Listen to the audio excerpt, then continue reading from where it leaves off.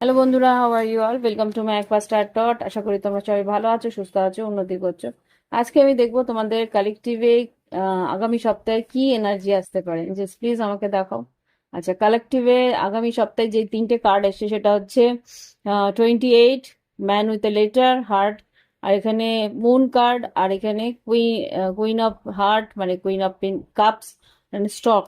এখানে খুব সম্ভবত কেউ তোমাকে কোনো খবরাখবর দিতে পারে। এখানে যেটা দেখতে পাচ্ছি মেনেতে লেটার যেটা আছে সেখানে তোমার তরফে কিছু সংবাদ আসতে পারে, সেটা লাভ লাইফ সম্বন্ধ ম্যাক্সিমাম হতে পারে, যে লাভ লাইফ সম্বন্ধে। কিন্তু এখানে কোনো অফিসিয়াল খবরাখবর আসতে পারে, যেটা আর কি তুমি চাইছিলে, যেটা তোমার মন চাইছিল বারবার করে, সেরকম কিছু খবর আসতে পারে।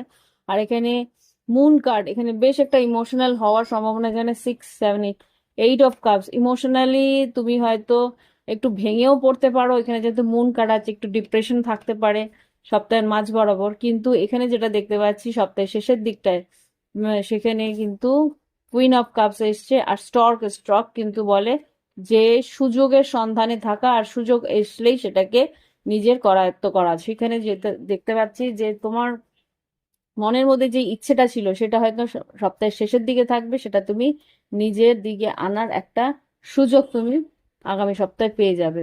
লিলি যেটাকে বলে, হুম, হ্যাঁ, লিলি যেটা আছে সে বটম অফ দ্য ডেস্কে লিলি যেটা বেরিয়েছে সেটা হচ্ছে গিয়ে তোমার কিন্তু তোমার দিকে কেউ একটা ক্যাজুয়াল আকর্ষণ নিয়েও এগোতে পারে, সেটা আমি এখানে দেখতে পাচ্ছি। সেটা কিন্তু খুব একটা লং টার্ম না হলেও কেউ তোমার প্রতি আকর্ষিত হতে পারে, কেউ তোমার দিকে এগিয়ে আসার চেষ্টা অন্তত করতে পারে লাভ লাইফে। ওকে, তো এই হচ্ছে গিয়ে তোমাদের আগামী সপ্তাহের একটা আভাস।